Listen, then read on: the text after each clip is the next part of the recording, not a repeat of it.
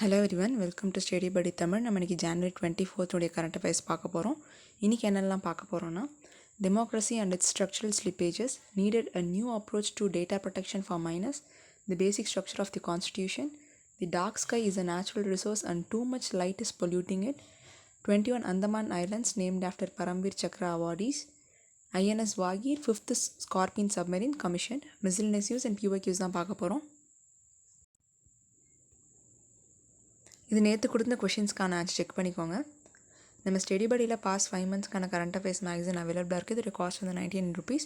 இது நீங்கள் பர்ச்சேஸ் பண்ணணும்னு நினச்சிங்கன்னா டிஸ்கிரிப்ஷனில் இருக்க நம்பருக்கே எதிர் மெசேஜ் ஆர் கால் பண்ணி கேட்டு பர்ச்சேஸ் பண்ணிக்கலாம். First article, democracy and its structural slippages. இந்த ஆர்டிக்கலில் வந்து என்ன பார்க்க போகிறோம் அப்படின்னா, டெமோக்ரஸி வந்து எப்படி வந்துச்சு, எங்கேருந்து வந்துச்சு அப்படிங்கிறத பார்க்கலாம். ஆனால் அது மட்டும் இல்லாமல் ஸ்டில் டெமோக்ரஸி நம்ம கொண்டு வந்திருந்தாலுமே இன்னும் நம்மளுடைய கவர்மெண்ட்டில் ஒரு சில ட்ராபேக்ஸ் அப்படிங்கிறது இருந்துட்டு தான் இருக்குது. அண்ட் நிறைய கண்ட்ரீஸில் வந்து லேட்டாக தான் அந்த டெமோக்ரஸியில் இருக்கக்கூடிய இம்பார்ட்டன்ட் மாடர்ன் தாட்ஸையும் அடாப்ட் பண்ணாங்க. அதான் வந்து பார்க்க போகிறோம்.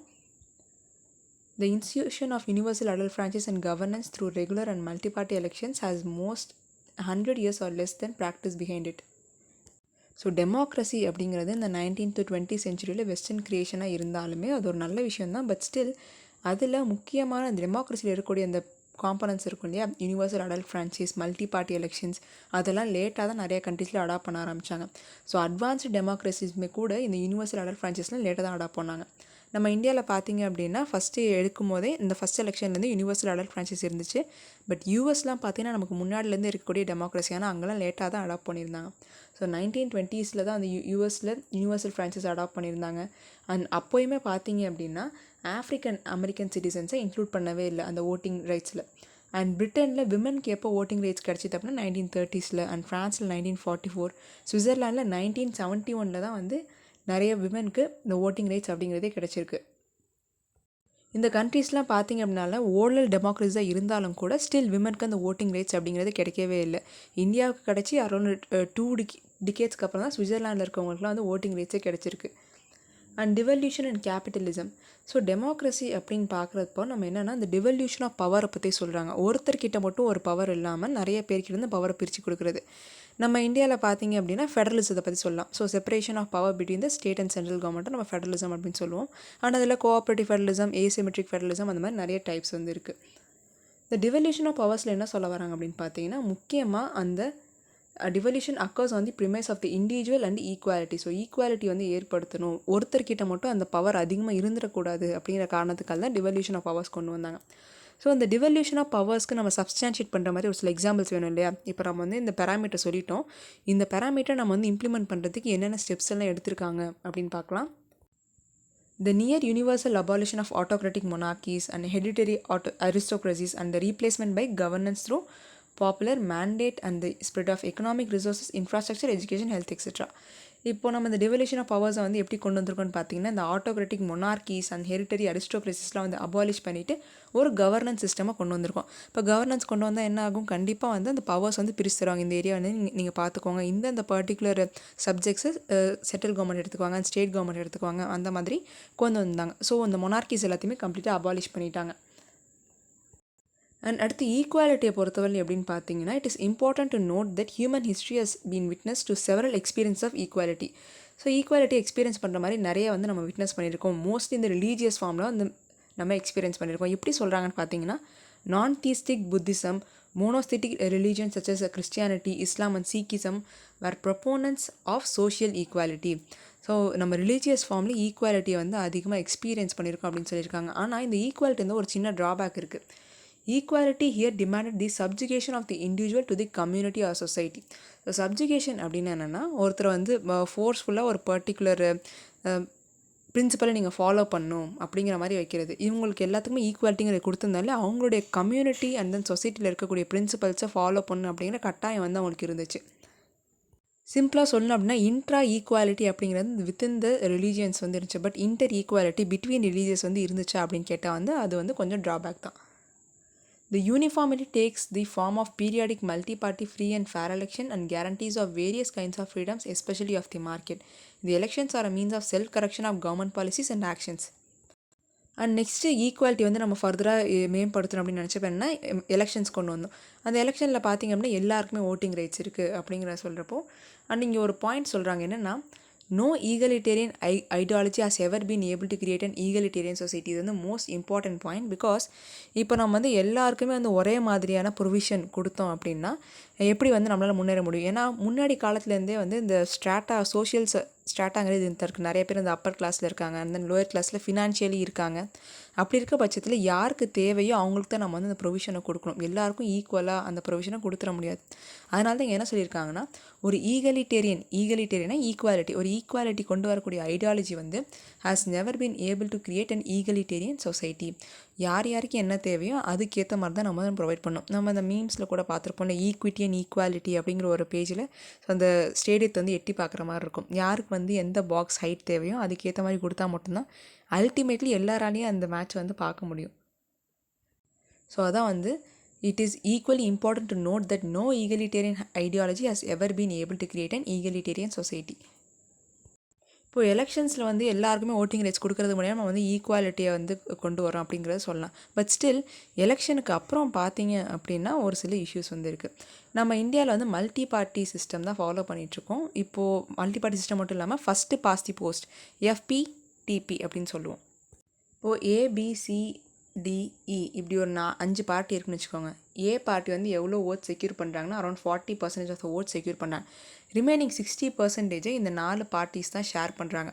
இப்போது அல்டிமேட்லி வின்னர் யாராக இருப்பான்னு பார்த்தீங்கன்னா இந்த ஏ அப்படிங்கிற பார்ட்டி தான் வின்னராக இருப்பாங்க. ஈவன் தோ அவங்க 50% ஆஃப் தி ஓட்ஸ், அதாவது பாதிக்கு மேலே வந்து ஓட்ஸ் வாங்கலைன்னா கூட still they are the majority. அவங்க தான் வந்து அல்டிமேட்டாக அந்த எலெக்ஷனை வின் பண்ணுறாங்க. இதான் வந்து இந்த ஃபஸ்ட்டு பாஸ் போஸ்ட் பிரின்சிபலில் இருக்கக்கூடிய ஒரு சின்ன ட்ராபேக். 50%க்கு மேலே வந்து அவங்க வந்து ஓட்டிங் வாங்கலை, ஆனால் அப்படி இருந்துமே கூட தே ஆர் தி வின்னிங் பார்ட்டியாக இருக்காங்க. இது வந்து one of the drawback. And second என்னென்னு பார்த்தீங்கன்னா, நம்மளுடைய யுனிவர்சல் அடல்ட் ஃப்ரான்ச்சைஸ் கொண்டு வந்துட்டோம். ஸோ ஓட் போடக்கூடிய எல்லாருக்கும் வந்து ஈக்குவல் ரைட்ஸ். ஆனால் போலிங் பூத்தில் போய் பார்த்தீங்க அப்படின்னா ஒவ்வொருத்தரும் இண்டிவிஜுவலாக தான் ஓட் பண்ணுறாங்க. அந்த ஓட் பண்ணுறதுக்கு நிறைய இன்ஃப்ளூயன்ஸ் வந்து இருக்குது. So family, community, religion, culture அப்படின்னு ஏகப்பட்ட இன்ஃப்ளூயன்சஸ் இருக்குது ஒருத்தருடைய ஓட்டில். சம்டைம்ஸ் அவங்க ரிலீஜியனை பேஸ் பண்ணி போடலாம். ஆர்எல்ஸ் இவங்க நல்லா அவங்களுடைய ஒரு பர்டிகுலர் பார்ட்டினுடைய பிரின்சிபல்ஸ் நல்லா இருக்குன்னு பார்த்து பெட்டர் ஓட்டிங் பண்ணலாம். இல்லை அவங்க கொடுத்துருக்கூடிய வாக்குகள்லாம் கண்டிப்பாக நிறைவேற்றுவாங்க, அதை பேஸ் பண்ணி ஓட் போட்டிருக்கலாம். ஸோ அந்த பர்டிகுலர் ஓட் அப்படிங்கிறது it is influenced by many different factors. அதனால தான் என்ன சொல்கிறாங்கன்னு பார்த்தீங்கன்னா, the individual has the freedom to choose one or any of these. The individual does not create the choices which are given by parties, very often wrapped in false propaganda and even more false promises. அவங்களுக்கு freedom இருந்தாலுமே still என்னென்னு பார்த்தீங்கன்னா falls ப்ரொபகேண்டாவை base பண்ணி அவங்க ஓட்டிங்கை பண்ணிடுறாங்க. This democracy came to India in its most modern form, unconditional adult franchise and multi-party periodic elections. நம்ம இந்தியாவில் பார்த்தீங்க அப்படின்னா இந்த டெமோக்ரஸி வந்தது ரொம்பவே ஒரு மோஸ்ட் மாடர்ன் ஃபார்மில் தான் வந்துச்சு. ஏன்னா யூஎஸ்ஓ இல்லை பிரிட்டனோ அவங்கெல்லாம் பார்த்தீங்கன்னா ஒரு மாடர்ன் தாட்ஸ் அப்படிங்கிறது. மாடர்ன் தாட்ஸ் அப்படின்னா ஒரு ஃபார் எக்ஸாம்பிள் விமனுக்கு வந்து ஓட்டிங் ரைட்ஸ் கொடுக்குறது, எல்லாத்தையும் ஈக்குவலாக பார்க்குறது, அந்த மாதிரி விஷயம் வந்து ஓல்டஸ்ட் டெமோக்ரஸியில் வந்து இல்லை. பட் இந்தியாவில் வந்தப்போ மாடர்ன் ஃபார்மில் தான் இருந்துச்சு. ஆனால் ஸ்டில் நான் இந்த மாடர்ன் ஃபார்ம்லையுமே இன்னும் ஏகப்பட்ட ட்ராபேக்ஸ் வந்து நம்ம பார்க்கலாம். Yet the operative categories of electoral politics here have mostly been pre-modern. Identity politics of caste, subcaste, community, region, language. இப்போவும் பார்த்தீங்க அப்படின்னா இதெல்லாம் பேஸ் பண்ணி தான் இந்த எலெக்ஷன்ஸ் அப்படிங்கிறது நடந்துகிட்ருக்கு. இது வந்து one of the unfortunate reality. Jawaharlal Nehru had hoped that education and the experience of democracy would force a retreat on these operative categories and generate more modern conscience among the masses. What has emerged is contrary to this. So Nehru வந்து என்ன பண்ணியிருப்பாருன்னு பார்த்தீங்கன்னா, democracy வந்தால் எல்லாருக்கும் வந்து அந்த education கிடைக்கும், நிறைய பேர் வந்து ஒரு மாடர்ன் தாட்டில் தான் அந்த ஓட்டிங் ப்ராசஸ் பண்ணுவாங்க அப்படின்னு நினச்சாங்க. பட் என்ன நடந்துச்சுன்னு பார்த்தீங்கன்னா அதுக்கு கான்ட்ரரியாக தான் நடந்திருக்கு. இப்போவுமே நிறைய இடங்களில் இந்த religious politics and then community based பாலிட்டிக்ஸ்லாம் நடந்துட்டு தான் இருக்குன்னு சொல்லியிருக்காங்க. ஸோ அல்டிமேட்லி இந்த ஆர்டிக்கல் என்ன சொல்ல வராங்கன்னு பார்த்தீங்கன்னா, இந்த டெமோக்ரஸியை கொண்டு வந்து ஈக்குவாலிட்டியெல்லாம் ஏற்படுத்தணுங்கிறதுக்காக நம்ம டிவல்யூஷன் ஆஃப் பவர்ஸ் கொண்டு வந்தோம். அண்ட் ஈக்குவாலிட்டி கொண்டு வரதுக்காக multi party system and then எல்லாருக்கும் ஓட்டிங் ரைட்ஸ் கொடுக்குறது எல்லாமே கொண்டு வந்தோம். பட் ஸ்டில் இதில் இன்னும் ட்ராபேக்ஸ் இருந்துட்டு தான் இருக்குது. அதை நம்ம வந்து மாடர்ன் தாட்ஸ் வந்து இன்கார்பரேட் பண்ணணும். அதான் வந்து democracy and its structural slippages. Next article, needed a new approach to data protection for minors. இப்போ இருக்கக்கூடிய ஜென்ரேஷனில் பார்த்தீங்கன்னா பெரியவங்களோட குழந்தைங்க தான் அதிகமாக மொபைல் ஃபோன்ஸ் யூஸ் பண்ணிகிட்ருக்காங்க. ஏன்னா அந்த ஆன்லைன் கிளாஸ் இருக்குது அப்படின்னு சொல்லிட்டு நிறைய பார்த்தீங்கன்னா they are misguided. Mobiles use பண்ணுறது மூலமாக தே வேர் மிஸ்கைடட் அப்படின்னே கூட சொல்லலாம். அதனால் என்ன சொல்லியிருக்காங்கன்னா இந்த digital personal data protection bill இருக்கு இல்லையா, அதில் ஒரு சில ட்ராபேக்ஸ் இருக்குது. அதை நம்ம வந்து இந்த கேப்பை ஃபுல்ஃபில் பண்ணணும். அப்போ தான் வந்து மைனர்ஸை நம்மளால் ப்ரொடெக்ட் பண்ண முடியும் from the internet culture. So அதில் என்னென்ன ப்ரொவிஷன்ஸை வந்து நம்ம மாற்றலாம், என்னென்ன சஜஷன்ஸ் கொடுத்துருக்காங்க அப்படிங்கிறத பார்க்கலாம். First one, the gaps in the bill. Instead of incentivizing online platform to proactively build safer and better services for minors, the bill refers on parents to grant consent on behalf of the child. இப்போது இந்த first ப்ரொவிஷனில் என்ன சொல்லியிருக்காங்கன்னா, online பிளாட்ஃபார்மில் miners வந்து work பண்ணுறதுக்கு, so internet access பண்ணுறதுக்கு பேரண்ட்டினுடைய consent தேவை. அப்படி இருந்தால் மட்டும்தான் அவங்களுக்கான அந்த ஆக்சபிலிட்டி கிடைக்குன்னு சொல்லியிருக்காங்க. இதில் வந்து ஒரு விஷயம் நம்ம பார்க்கணும். இப்போது நிறைய வீட்டில் பார்த்திங்க அப்படின்னா பேரண்ட்ஸுக்கு டிஜிட்டல் லிட்ரஸிங்கிறது ரொம்ப கம்மி தான். ஏன்னா நம்மளோட முன்னாடி ஜென்ரேஷன்லேயே அவங்க வந்து பாஸ்ட் ஒரு 5 to 6 இயர்ஸில் தான் ஏகப்பட்ட ட்ரான்ஸ்ஃபர்மேஷன் நடந்திருக்கு இந்த டிஜிட்டல் டெக்னாலஜிஸில். ஸோ குழந்தைங்கள் தான் பார்த்திங்கன்னா நிறைய அந்த ஆப்ஷன்ஸ் எல்லாமே தெரிஞ்சிருக்கும். அவங்க தான் வந்து அப்பா அம்மாக்கே சொல்லி தருவாங்க. அப்படி இருக்க பட்சத்தில் இப்படி பேரண்ட்ஸ் தான் வந்து கன்சென்ட் தரணும், அண்ட் தென் குழந்தைங்க அதுக்கப்புறம் தான் யூஸ் பண்ணுங்கிறது ஒரு கான்ட்ரரியான விஷயமா இருக்குது அப்படின்னு சொல்லியிருக்காங்க. And second one, it does not take into account the best interest of the child. So சில்ட்ரனுடைய இன்ட்ரெஸ்ட் வந்து இது எடுத்துக்கல அப்படின்னு சொல்லியிருக்காங்க. அதுக்கு முன்னாடி ஒரு 3 கன்வென்ஷன் நம்ம இந்தியா இதில் சிக்னேச்சரியாக இருந்திருக்காங்க. என்ன கொண்டு வந்திருக்காங்க ரிகார்டிங் தி சைல்டு ரைட்ஸ்.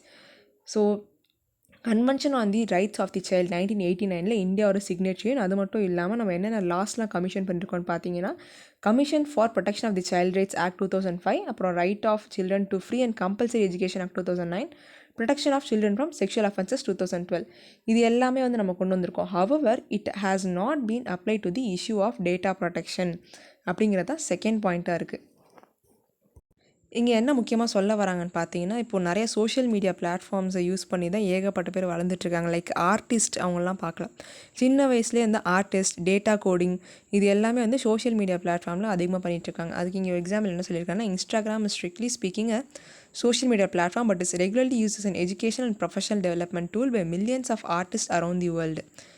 இப்போது டேரெக்டாக வந்து முன்னாடிலாம் பார்த்தீங்கன்னா ஏதோ ஒரு நம்ம பிஸ்னஸ் ஸ்டார்ட் பண்ணோம் அப்படின்னா ஒரு பில்டிங் வாடகைக்கு எடுத்து அதுக்கப்புறம் வந்து ஒவ்வொரு விஷயம் பண்ணிகிட்டு இருந்தாங்க. இப்போ மோஸ்ட்லி எல்லாமே ஆன்லைன் தான்.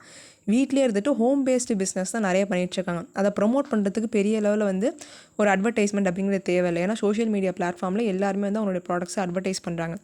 தனியாக வந்து அவங்க ஃபினான்ஷியலாக வந்து எதுவும் சப்போர்ட் பண்ணணும் அப்படிங்கிற அவசியமே இல்லை. இந்த பிளாட்ஃபார்மில் பார்த்தீங்கன்னா ஏகப்பட்ட யங்ஸ்டர்ஸுமே ஒர்க் பண்ணிகிட்ருக்காங்க. இப்போது 18 இயர்ஸு கீழே இருக்க மைனர்ஸுமே பார்த்தீங்கன்னா நிறைய அவங்களோட ஓன் பிஸ்னஸை சின்ன சின்ன பிஸ்னஸ் வந்து பண்ணிட்டு தான் இருக்காங்க. ஸோ அப்படி இருக்க பட்சத்தில் இந்த சில்ட்ரனுடைய ரைட்ஸை வந்து நம்ம ப்ரொடெக்ட் பண்ண வேண்டியிருக்கு. இந்த 2 பாயிண்ட்ஸ் இருக்குது. And next use of personal data. இப்போது என்ன பண்ணுறாங்கன்னா, நம்ம வெரிஃபியபிள் பேரண்ட் கன்சென்ட் தேவை அப்படின்னு ஃபஸ்ட் பாயிண்டில் சொல்லியிருக்காங்க. ஸோ பேரண்ட் கன்சென்ட் தேவை, அவங்க மைனராக இல்லை அப்படிங்கிறத தெரிஞ்சுக்கிறதுக்கு இன்கேஸ் அவங்க ஐடி ப்ரூஃப் கேட்குறாங்க அப்படின்னா கண்டிப்பாக வந்து ஒரு கவர்மெண்ட் ஆத்தாரைஸ்டு ஐடி ப்ரூஃப் தான் கேட்பாங்க ஒவ்வொரு பிளாட்ஃபார்ம்லேயுமே. அப்போது நம்மளோட நிறைய டேட்டா வந்து பார்த்திங்கன்னா இன்டர்நெட்டில் மறுபடியும் சர்ஃப் ஆக ஆரம்பிக்கும். ஸோ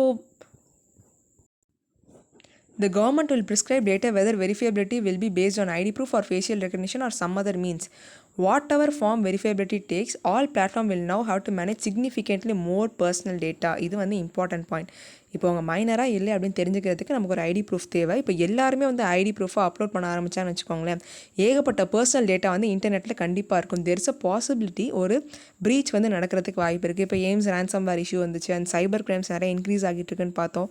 இந்த மாதிரி நம்ம டேட்டா ப்ரொடெக்ஷன் பில் கீழே பேரண்ட்ஸோடைய கன்சென்ட் தேவையாக இருக்குது. அவங்க மைனராக இல்லைன்னு தெரிஞ்சுக்கிறதுக்கு கண்டிப்பாக ஒரு ஐடி ப்ரூஃப் வந்து நம்ம கொடுக்கணும். அப்படிங்கிற பட்சத்தில் இந்த பர்டிகுலர் பிளாட்ஃபார்ம்லையுமே கூட பர்சனல் டேட்டா அக்யூமுலேஷன் அதிகமாக இருக்கும். இன்கேஸ் ஒரு வந்து சைபர் கிரைம் நடந்தாலுமே கூட நிறைய பீப்புளோடைய பர்சனல் டேட்டா அப்படிங்கிறது போயிடும்னு சொல்லியிருக்காங்க. ஸோ அது ஒன் ஆஃப் தி இஷ்யூவாக இருக்குது. இப்போது இந்த இஷ்யூ வந்து நம்ம டேக்கிள் பண்ணுறதுக்கு என்ன பண்ணான்னு ஒரு 2 சஜஷன் கொடுத்துருக்காங்க. ஃபஸ்ட்டு ஒன்று என்னென்னு பார்த்தீங்கன்னா, we should move from blanket ban on tracking, monitoring etc. and adopt a risk based approach to platform obligations. நம்ம ஒரு பிளாங்கெட் பேன் அப்படிங்கிறத எடுக்கணும். கண்டிப்பாக எல்லா மைனர்ஸும் வந்து பயன்படுத்தக்கூடாது அப்படிங்கிற மாதிரி. ஸோ பேரண்ட்ஸ் கன்சென்ட்டோட தான் யூஸ் பண்ணுங்கிற மாதிரி இந்த பிளாங்கெட் பேனை நம்ம வந்து அப்லிஃப்ட் பண்ணணும். அண்ட் அது மட்டும் இல்லாமல் நம்ம என்ன பண்ணணும்னா முக்கியமாக இந்த ஏஜ் வெரிஃபிகேஷன் ரிலேட்டட் ஆப்ளிகேஷன் வந்து கொண்டு வரணும். இப்போது நம்ம சைல்ட் ப்ரொடெக்ஷன் அந்த மாதிரிலாம் டிவைசஸில் இருக்குது இல்லையா, ஸோ அந்த மாதிரியான விஷயங்கள் நம்ம வந்து டெக்னாலஜி பேஸில் கொண்டு வரலாம் அப்படின்னு சொல்லியிருக்காங்க. And second one, we need to relax the age of mandatory parental consent. So ஜென்ரலாக வந்து மைனஸ் அப்படின்னு சொல்லாமல் அந்த பேரண்டல் கன்சர்ன்ட்டுக்கான ஏஜை வந்து நம்ம கரெக்டாக கொடுக்கணும் அப்படின்னு சொல்லியிருப்பாங்க. ஸோ ஸ்பெசிஃபைடு ஏஜ் ஃபேக்டர் தான், ஜென்ரலாக வந்து சொல்லாமல் ஸ்பெசிஃபிக்காக சொல்லியிருந்தாங்க அப்படின்னா இன்னும் கொஞ்சம் பெட்டராக இருக்கும் அப்படின்னு தான் இந்த செகண்ட் பாயிண்ட்டை சொல்லியிருக்காங்க. This relaxation in age of consent in tandem with the risk mitigation approach elucidated above will achieve protection for children online while allowing them to access. இந்த ரெண்டு விஷயத்தை இம்ப்ளிமெண்ட் பண்ணுறது மூலயமா நம்மளால் சில்ட்ரனை ப்ரொடெக்ட் பண்ணவும் முடியும், அட் த சேம் டைம் அவங்களால இன்டர்நெட்டை access பண்ணவும் முடியும் அப்படின்னு சொல்லியிருக்காங்க. அண்ட் அது மட்டும் இல்லாமல் இன்னொரு விஷயம், services needed. This solution Dras on the experience and deliberation in the UK and in the United States where age appropriate design codes have been introduced. So நம்ம ஃபஸ்ட்டு பாயிண்ட் சொல்லியிருந்தோம் இல்லையா, அந்த குழந்தைங்களோட ஏஜுக்கு ஏற்ற மாதிரி இந்த டிஃபால்ட் செட்டிங்ஸ் இந்த ஏஜ் வரைக்கும் இருக்க சில்ட்ரன் தான் யூஸ் பண்ணணும், அந்தந்த இந்த சைல்டு செட்டிங்ஸ் அந்த மாதிரிலாம் பண்ணுறோம் இல்லையா, அதே மாதிரி பண்ணுறதுக்கு நமக்கு முன்னாடி டேட்டா தேவை. ஸோ எவ்வளோ சில்ட்ரன் வந்து இன்டர்நெட்டை ஆக்சஸ் பண்ணுறாங்க, என்ன மாதிரியான கண்டென்ட்டுக்கு அவங்க ஆக்சஸ் பண்ணுறாங்க, பேரண்டல் கன்சென்ட்டோட பண்ணுறாங்களா இல்லையா, அண்ட் பேரண்ட்டோடைய பாயிண்ட் ஆஃப் வியூவில் என்ன இருக்குது அப்படிங்கிறது நம்ம ஒரு சர்வே வந்து கண்டிப்பாக எடுக்கணும். ஆல்ரெடி வந்து UK US எல்லாம் வந்து இந்த மாதிரி ஒரு சர்வே நடத்தி தான் நிறைய ஏஜ் அப்ராப்ரியேட் டிசைன் கோட்ஸுங்கிறது இன்ட்ரடியூஸ் பண்ணியிருக்காங்க. ஸோ இந்தியாவிலே நம்ம அந்த மாதிரி பண்ணணும் அப்படின்னு சொல்லியிருக்காங்க. We have to get this part of the data protection framework right as India's decade cannot be realized without its young.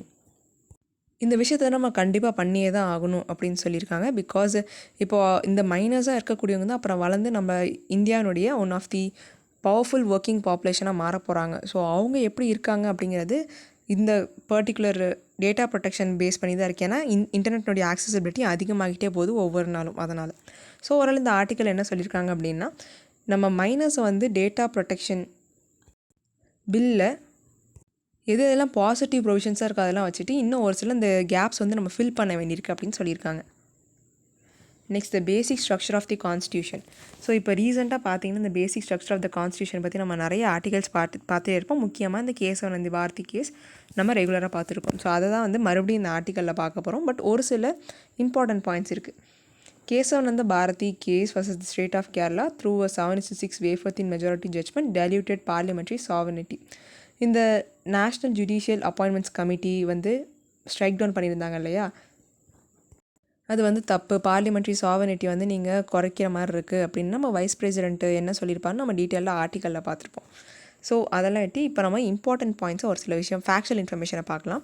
24th constitution அமெண்ட்மெண்ட்டில் article 13 change பண்ணியிருப்பாங்க. அதில் என்ன கொடுத்துருப்பாங்கன்னா, a provision which mandated that no law could take away or abridge fundamental rights. So எந்த ஒரு லாவுமே வந்து fundamental ரைட்ஸை அப்ரிச் R take away பண்ண முடியாது அப்படின்னு சொல்லியிருப்பாங்க. The Golaknath judgment had interpreted the term law in Article 13 to include constitutional amendments too. இந்த லாவில் பார்த்தீங்க அப்படின்னா புதுசாக கொண்டு வர பில்ஸ் லாவை மாறது மட்டும் இல்லாமல் கான்ஸ்டியூஷனல் அமெண்ட்மெண்ட்ஸுமே அதில் இன்க்ளூட் ஆகும் அப்படின்னு கோலக்நாத் ஜட்ஜ்மெண்ட்டில் சொல்லியிருப்பாங்க.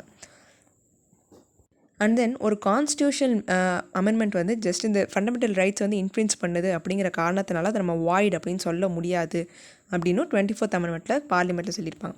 The Parliament through the 24th Amendment said a constitutional amendment cannot be rendered void merely because it infringed fundamental rights. So fundamental ரைட்ஸை இன்ஃப்ளூயன்ஸ் பண்ணுது அப்படிங்கிற காரணத்தினால கான்ஸ்டியூஷனல் அமெண்ட்மெண்ட்டை வாய்ட் அப்படின்னு சொல்ல முடியாது 24th கான்ஸ்டியூஷனல் அமெண்ட்மெண்ட்டில் மென்ஷன் பண்ணியிருப்பாங்க. It also modified Article 368, a provision which dealt with constitutional amendments to enable the Parliament to add, vary or repeal any article of the Constitution. So article 368 என்ன provision இருக்குன்னு பார்த்தீங்கன்னா, parliament வந்து கான்ஸ்டியூஷனில் amendment வந்து பண்ணலாம். They can add, இல்லைனா ஏதாவது மாற்ற வேண்டியது இருக்குது, இல்லை ரிப்பீல் பண்ண வேண்டியிருக்கு அப்படின்னா எது வேணாலும் பண்ணலாம் அப்படின்னு சொல்லியிருப்பாங்க. பட் 13 ஜட்ஜ் பெஞ்ச் வந்து என்ன பண்ணிட்டாங்கன்னா, தே upheld the parliament's power to amend the constitution as long as it is other to the basic structures. So 13 judge bench வந்து சொல்லியிருப்பாங்க, நீங்கள் வந்து பேசிக் ஸ்ட்ரக்சர் கூட வந்து அதர் பண்ணி தான் இருக்கணும். அப்படி இல்லாமல் நீங்கள் இந்த பேசிக் ஸ்ட்ரக்சரை வயலேட் பண்ணுற மாதிரி ஏதாவது அமெண்ட்மெண்ட் கொண்டு வந்தீங்க அப்படின்னா கண்டிப்பாக அது வாய்டாக தான் இருக்கும்னு சொல்லியிருக்காங்க. நெக்ஸ்ட் 25th கான்ஸ்டியூஷன் அமெண்ட்மெண்ட்டில் என்ன பண்ணியிருப்பாங்கன்னா, ஆர்டிகல் 31C இதை இன்ட்ரடியூஸ் பண்ணியிருப்பாங்க.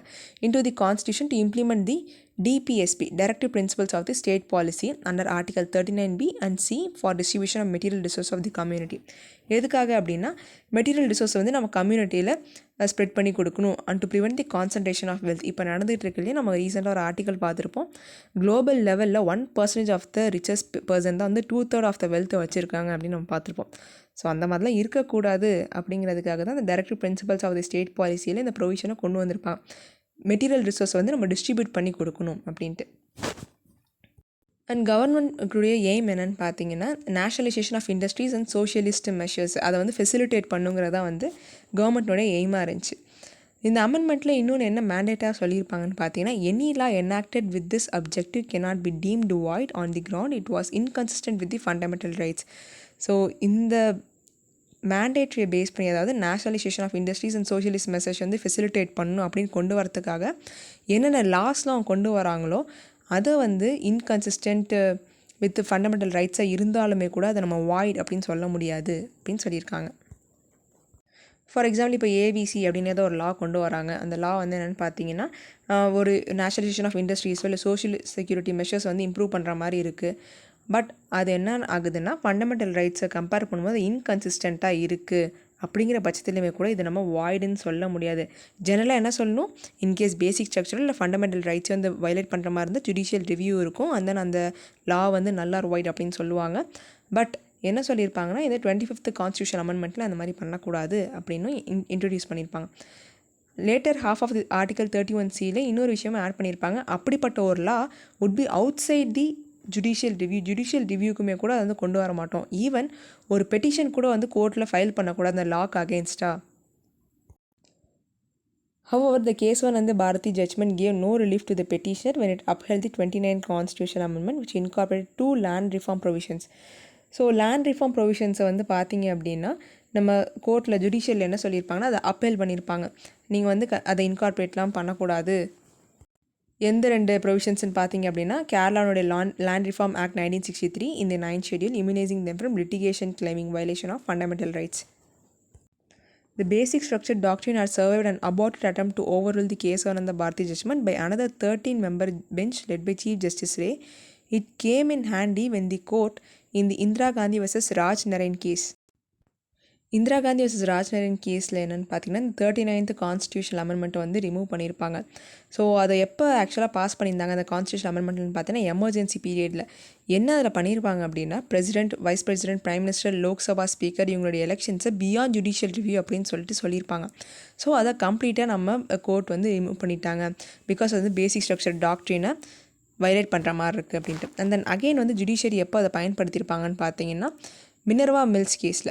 So in 1980 the court once again used the basic structure formula in the Minerva Mills challenge to the 42nd amendment to uphold the judicial review of constitutional amendment and to protect the fundamental rights.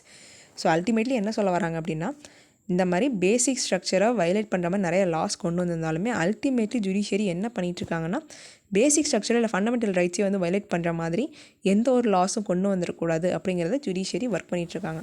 So இல்லைன்னா இந்த legislation, executive, judiciary மூணுமே வந்து they are keeping in check. ஒவ்வொருத்தரையும் வந்து இவங்க கரெக்டாக இருக்காங்களா, legislation கரெக்டாக இருக்காங்களா அப்படின்னு ஜுடிஷியரி பார்க்குறது. அண்ட் ஜுடிஷியரியில் என்னென்ன இஷ்யூஸ் இருக்குது அப்படின்ட்டு எக்ஸிக்யூட்டிவில் லெஜிஸ்லேஷன்லேயே பாயிண்ட் பண்ணுறது. இந்த மாதிரி விஷயங்கள் நடந்துட்டு தான் இருக்குது. இதில் என்னென்ன பேசிக் ஸ்ட்ரக்சரை பற்றி நம்ம தெரிஞ்சுக்கணும், என்னென்ன பேசிக் ஸ்ட்ரக்சருக்கு கீழே வரும், அண்ட் எப்போ எந்தெந்த ஆர்டிக்கல் எந்த கான்ஸ்டியூஷன் அமெண்ட்மெண்ட்டில் இன்க்ளூட் பண்ணியிருக்காங்க. ஃபார் எக்ஸாம்பிள் ஆர்டிகல் 31C வந்து பார்த்தீங்கன்னா 25th கான்ஸ்டியூஷன் அமெண்ட்மெண்ட்டில் இன்ட்ரடியூஸ் பண்ணியிருக்காங்க. ஸோ இந்த மாதிரி இன்ட்ரடக்ஷன் எந்தெந்த அமெண்ட்மெண்ட்டில் நடந்திருக்கு அப்படின்னு பார்த்துக்கணும். அண்டு சுப்ரீம் கோர்ட் எந்த கேசஸ், முக்கியமான கேசஸில் பேசிக் ஸ்ட்ரக்சரை பயன்படுத்தி ஒரு பர்டிகுலர் அமெண்ட்மெண்ட்டை ரிமூவ் பண்ணியிருக்காங்க, அதையும் நம்ம தெரிஞ்சு வச்சுக்கணும். Next article, the dark sky is a natural resource and too much light is polluting it. So இப்போ பார்த்தீங்கன்னா இந்த நைட் ஸ்கை வந்து ஜெனரலாக முன்னாடி எவ்வளோ டார்க்காக இருந்துச்சு, இப்போ அந்த மாதிரி இருக்கிறது இல்லை. ஆர்டிஃபிஷியல் லைட் வந்து அதிகமாக இருக்க காரணத்தினால லைட் பொல்யூஷன் அதிகமாகிருக்குன்னு சொல்லியிருக்காங்க நைட் டைமில். பிகாஸ் இப்போ முன்னாடிலாம் பார்த்தீங்க அப்படின்னா இந்த சிட்டி லைட் எல்லாம் வந்து அதிகமாக இருக்காது. ஆனால் இப்போது இருக்க சுச்சுவேஷனில் வந்து அதிகமாகிட்டே இருக்குது நைட் டைமில். அது வந்து ரொம்பவே ஒரு மோசமான இண்டிகேட்டர். பிகாஸ் அது நிறைய ஸ்பீசிஸை வந்து அஃபெக்ட் பண்ணியிருக்கு அப்படின்னு சொல்லியிருக்காங்க. அது மட்டும் இல்லாமல் ஹியூமனுடைய அந்த சிர்காடியன் ரித்தமையும் வந்து அதை அஃபெக்ட் பண்ணுது. ஸோ அதை பற்றி நம்ம டீட்டெயில்டாக பார்க்கலாம். On December 14, 2022, the district administration of Ladakh designated 6 hamlets within the Changtang Wildlife Sanctuary as a dark sky reserve, an area whose sky is free of light pollution. So Changthang wildlife சான்ச்சுரியில் 6 hamlets என்ன பண்ணியிருந்தாங்கன்னு பார்த்தீங்கன்னா dark sky ரிசர்வாக சொல்லியிருந்தாங்க. So எந்த ஒரு light பொல்யூஷனும் அங்கே வந்து இருக்காது. When private space venture companies SpaceX, Starlink constellation of small satellites began to obscure the view of ground-based telescope around the Earth, the idea of the sky as a natural resource capable of being polluted become popular. இப்போ இங்கே தான் earth இருக்குன்னு வச்சுக்கோங்களேன், ஏகப்பட்ட satellites வந்து இங்கே இருக்குது. So ஸ்பேஸ்எக்ஸ்னுடைய Starlink constellation பார்த்தீங்கன்னா சின்ன சின்ன சேட்டலைட்ஸ் குரூப்பாக வந்து அதிகமாக இருக்கும்.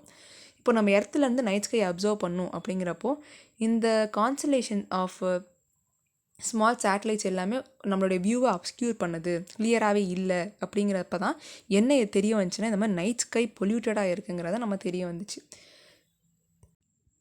Non-natural light had increased the brightness of the artificial glow of the night sky or sky glow by 9.2 to 10% every year.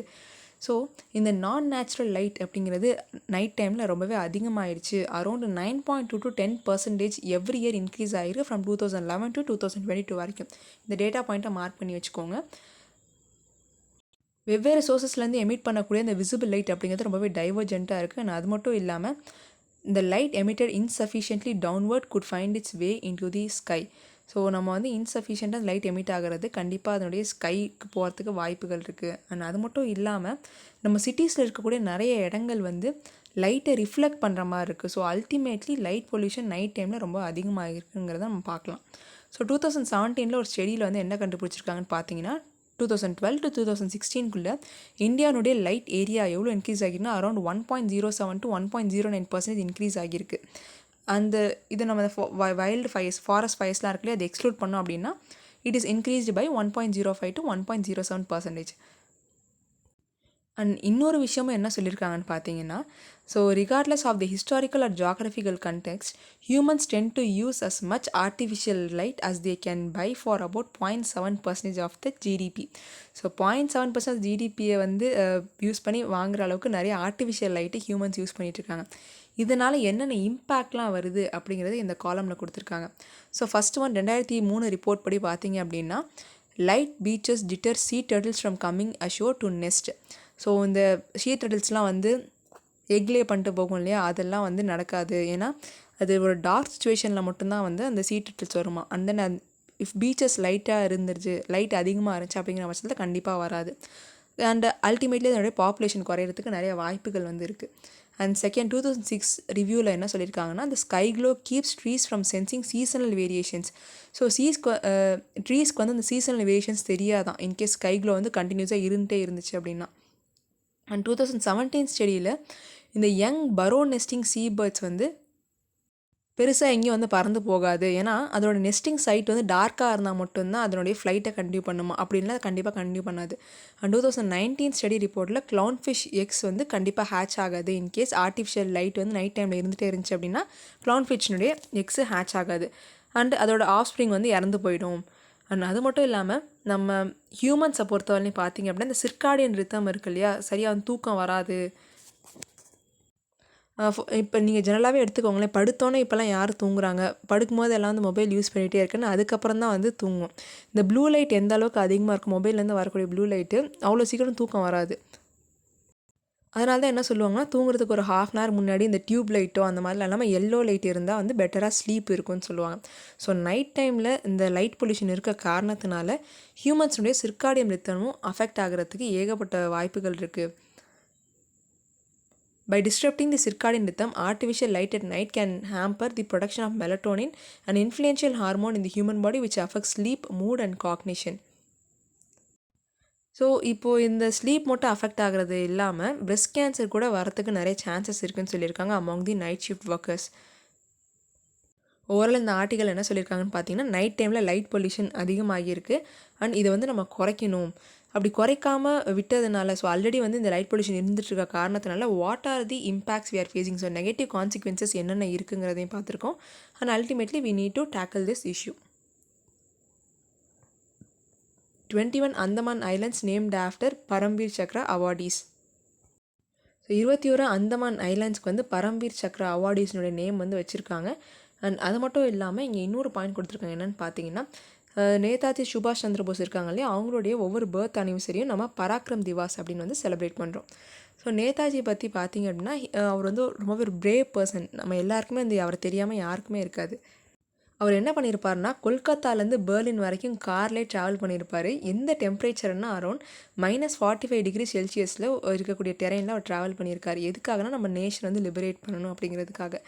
And அது மட்டும் இல்லாமல் in 2018 when Ross Island was named after Netaji, Neil Island named Shahid Island and Havelock Island named Swaraj Island.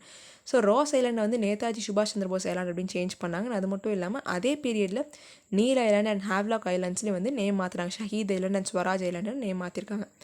Some places are blessed to play a historic role and Andaman and Nicobar Islands are blessed to play significant role in India's independence.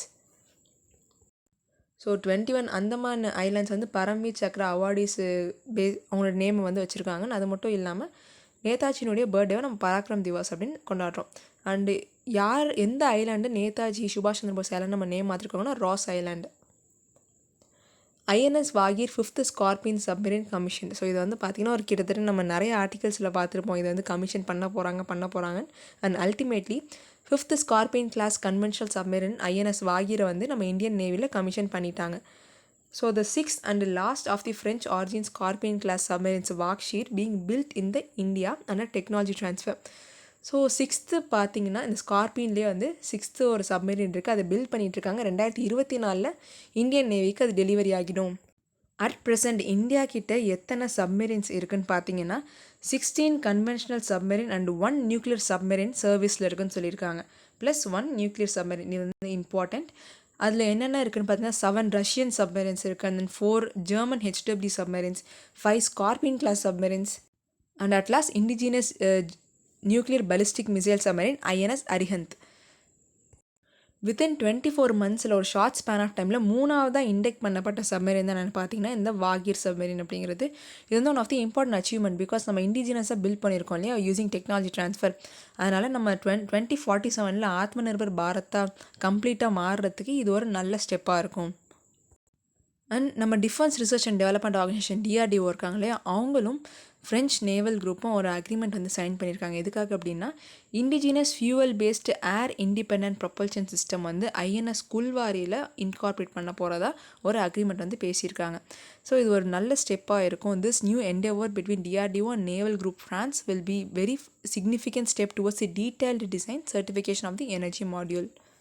So இதை பார்த்துக்கோங்க. யாருக்குள்ளே அந்த agreement நடந்திருக்கு அப்படின்னா DRDOக்கும் naval group ஃப்ரான்ஸுக்கும் என்னது agreement நடந்திருக்கு. to fit the indigenous fuel-based air independent propulsion in the INS Kulwari. Next gun salute கொடுப்பாங்க இல்லையா, முக்கியமாக இந்த இப்போ ரிப்பப்ளிக் டே வர காரணத்தினால ரிப்பப்ளிக் டேயில் gun salute around 25 pounder guns use பண்ணி கன் சல்யூட் கொடுப்பாங்க. இது ஆக்சுவலாக என்னென்னு பார்த்தீங்கன்னா எதுக்காகனா பிரசிடென்ட் ஆஃப் இந்தியாவுக்கும் நேஷ்னல் ஃப்ளாகுக்கும் வந்து மரியாதை செலுத்தும் விதமாக இந்த 21 pounder guns, so 25 pounder guns use பண்ணி அந்த கன் சல்யூட் கொடுப்பாங்க. பட் இந்த வருஷம் வந்து அதை ரீப்ளேஸ் பண்ணிட்டாங்க. எதை வச்சுன்னு பார்த்தீங்கன்னா 105 mm இந்தியன் ஃபீல்டு கன்ஸை வந்து இந்த தடவை கன் சல்யூட்டுக்காக யூஸ் பண்ண போகிறாங்க. இது எதுக்காக அப்படின்னா நம்ம இந்த காலனியல் ட்ரெடிஷன் வந்து மாற்றணும், இண்டிஜினஸாக கொண்டு வந்த விஷயங்களை நம்ம இனிமேல் இன்கார்பரேட் பண்ணணும் அப்படிங்கிறதுனால தான் இந்த பாயிண்ட் சொல்லியிருக்கோம். And RailTel a public sector undertaking under the Indian railways tied up with the UIDAI to access biometric details of the applicants. So biometric details of the அப்ளிகன்ஸை வந்து பார்க்கணும் அப்படிங்கிறதுக்காக இந்தியன் ரயில்வேஸ் கூட ரெயில் டெயிலுங்கிற பப்ளிக் செக்டர் அண்டர்டேக் பண்ணியிருக்காங்க. So RailTel acted as the interface for us to verify the applicant identity. Indian ரயில்வேஸை பொறுத்தவரையும் அப்ளிகன்ஸ்னுடைய ஐடென்டிட்டியை வெரிஃபை பண்ணுறதுக்கு ரெயில் டெயில் சப்போர்ட் பண்ணியிருக்காங்க. அண்ட் இந்த ரிங், ஸோ இப்போ இந்த ரெஸ்லிங்கில் வந்து இஷ்யூ வந்துச்சு இல்லையா, ஹராஸ்மெண்ட், செக்ஷுவல் ஹராஸ்மெண்ட் இஷ்யூ வந்துச்சு. ஸோ அதை வந்து இன்வெஸ்டிகேட் பண்ணுறதுக்காக ஒரு ஓவர்சைட் கமிட்டி வந்து அனௌன்ஸ் பண்ணியிருக்காங்க, headed by the MC Mary Kom. So இந்த கமிட்டியும் வந்து கமிட்டி யார் வந்து சேர் பண்ணியிருக்காங்க அதை வந்து நம்ம எழுதலாம். Next article. ஸோ பிரசிடெண்ட் வந்து என்ன பண்ணியிருக்காங்கன்னா 11 குழந்தைங்களுக்கு பிரதான் மந்திரி ராஷ்ட்ரிய பால் புரஸ்கார் அவார்டு வந்து கொடுத்துருக்காங்க at a ceremony in Vigyan Bhavan. So ஒவ்வொரு வருஷமும் வந்து மினிஸ்ட்ரி ஆர்கனைஸ் பண்ணுவாங்க. எந்த மினிஸ்ட்ரின்னு பார்த்தீங்கன்னா ministry of women and child development தான் அந்த இந்த பர்டிகுலர் ஒகேஷன் ஆர்கனைஸ் பண்ணுறாங்க. The ministry organise the Bal Puraskar every year to honour children for their outstanding performance in different arenas. And அது மட்டும் இல்லாமல் மினிஸ்ட்ரி என்ன பண்ணியிருக்காங்கன்னா ஒரு புக்கும் வந்து ரிலீஸ் பண்ணியிருக்காங்க on Balveer young heroes of India. So இதை வந்து பார்த்து வச்சுக்கோங்க. மினிஸ்ட்ரி வந்து என்ன புக்கு ரிலீஸ் பண்ணியிருக்காங்கன்னு அது மட்டும் இல்லாமல் இது எத்தனை வருஷத்துக்கு ஒரு தடவை இந்த மாதிரி ஒகேஷன் வந்து ஆர்கனைஸ் பண்ணுறாங்க. ஸோ எவ்ரி இயர் வந்து இந்த பால் புரஸ்கார் செரிமோனி வந்து ஆர்கனைஸ் பண்ணுறாங்க. நெக்ஸ்ட் இந்த ஆர்டிக்கலில் என்ன சொல்லியிருக்காங்கன்னா ஸ்டார்ட் அப்ஸ் வந்து அதிகமாகிருக்கு, நம்ம இந்தியாவில் வந்து ஏகப்பட்ட யூனிகார்ன்ஸ் டெவலப் ஆகியிருக்கான்னு எந்த சிட்டிஸில் அதிகமாகிருக்குன்னு பார்க்கலாம். What drive start up fund raising in India, this paper was published by the RBI. So RBI தான் இந்த பேப்பர் பப்ளிஷ் பண்ணியிருக்காங்க. என்ன தெரிய வந்திருக்குன்னா அரௌண்ட் 2021 வந்து ஏகப்பட்ட யூனிகார்ன்ஸ் ஸ்டார்ட் ஆகியிருக்கு. லாஸ்ட் டெக்கேடில் பார்த்தீங்கன்னா நிறைய யூனிகார்ன்ஸ் க்ரியேட் ஆகியிருக்கு இந்தியாவில் மட்டும். முக்கியமாக எந்த சிட்டியில் அதிகமான நம்பர் ஆஃப் யூனிகார்ன்ஸ் வந்திருக்குன்னு பார்த்தீங்கன்னா Bengaluru. So Bengaluru followed by Gurugram, Mumbai, Delhi, Noida and other cities. So பெங்களூரில் தான் வந்து அதிகமான யூனிகார்ன் ஸ்டார்ட் அப் வந்திருக்குன்னு சொல்லியிருக்காங்க. Next what is immune imprinting. So immune imprinting அப்படின்னா என்னென்னா it is a tendency of the body to repeat its immune response based on the first variant it encountered. இப்போது ஒரு பர்சன் இருக்காங்கன்னு வச்சுக்கோங்களேன், அவங்களுக்கு வந்து அப்படிங்கிற ஒரு வைரஸ் வந்து அட்டாக் ஆகுது. அந்த டைமில் மறுபடியும் ஒரு கொஞ்ச நாள் கழித்து ஏங்கிற வைரஸ் அட்டாக் ஆகுதுன்னா நம்ம உடம்புக்குள்ளே ஒரு டிஃபென்ஸ் மெக்கானிசம் க்ரியேட் ஆகும். இப்போ ஏற்கனவே சளி பிடிச்சிருக்கு அப்படின்னா அடுத்த தடவை பார்த்தீங்கன்னா அகைன் நமக்கு வந்து சளி பிடிக்கிறப்போ அந்த ஆன்டிபாடிஸ் டிஃபென்ஸ் மெக்கானிசம்ங்கிறது உடம்புக்குள்ளே க்ரியேட் ஆகும். ஸோ அதுதான் வந்து இம்யூன் இம்ப்ரிண்டிங் அப்படின்னு சொல்கிறாங்க. இந்த ஃபினோமினா ஃபஸ்ட்டு எப்போ அப்சர்வ் பண்ணாங்கன்னா 1947 அப்சர்வ் பண்ணாங்க as per the Journal nature, where scientists noted that those who had previously been infected by flu and where the vaccination against the current circulating variant produced antibodies against the first strain they had encountered. So ஏற்கனவே என்ன strain வந்துச்சோ அதுக்கு அகெயின்ஸ்டாக மறுபடியும் அது உடம்புக்குள்ளே வரப்போ நமக்கு வந்து அந்த ஆன்டிபாடிஸுங்கிறது க்ரியேட் ஆகுது உடம்புக்குள்ளே.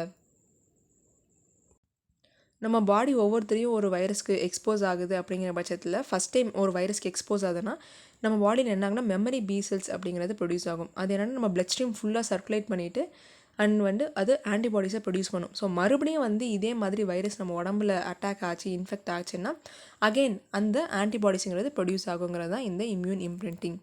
Next GDP and employment growth pre covid post covid. இதில் முக்கியமாக என்ன சொல்லியிருப்பாங்கன்னா இந்த அர்பன் பாப்புலேஷன் வந்து ரொம்பவே அதிகமாகியிருக்கு அப்படின்னு சொல்லியிருக்காங்க. 343.8 to 371.3 மில்லியன் அளவுக்கு அர்பன் பாப்புலேஷன் இன்க்ரீஸ் ஆகியிருக்கு. அண்ட் அர்பன் எம்ப்ளாய்மெண்ட்டு பார்த்தீங்கன்னா 16 மில்லியன் இன்க்ரீஸ் ஆகியிருக்கு இந்த லாஸ்ட் 3 இயர்ஸ்க்குள்ளே. ஆர் பர்சன்டேஜ் வைசஸில் பார்க்கணும் அப்படின்னா 3.4% increase in the employment in the urban areas. Next emergency credit line guarantee scheme. So இந்த பேண்டமிக் டைமில் பார்த்தீங்க அப்படின்னா எம்எஸ்எம்இஸ்லாம் ரொம்பவே பாதிக்கப்பட்டுச்சு. மறுபடியும் அதை வந்து ரீவே பண்ணணும் அப்படிங்கிறதுக்காக கவர்மெண்ட் என்ன பண்ணியிருப்பாங்கன்னா emergency credit line guarantee scheme கொடுத்துருப்பாங்க. ஸோ அவங்களுக்கு மறுபடியும் அந்த பிஸ்னஸை ரீவே பண்ணுறதுக்கு பணம் கொடுக்குறதா இந்த emergency credit line guarantee scheme.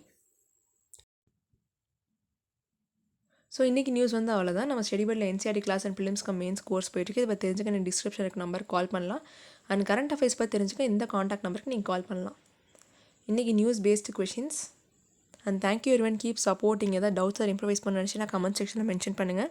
And one more important information என்னென்னு பார்த்தீங்கன்னா நாளையோட வந்து இந்த கரண்ட் அஃபேர்ஸ் வந்து நாங்கள் முடிக்க போகிறோம். ஸோ ஸ்டார்டிங்லேருந்து இப்போ வரைக்கும் பாஸ்ட் 6 months நீங்கள் கொடுத்த சப்போர்ட்டுக்கு ரொம்பவே தேங்க்யூ. அண்ட் நீங்கள் கொடுத்துருந்த சஜஷன்ஸ்னால we have improved a lot. Thank you so much for your support all these days and all the best for your preparation.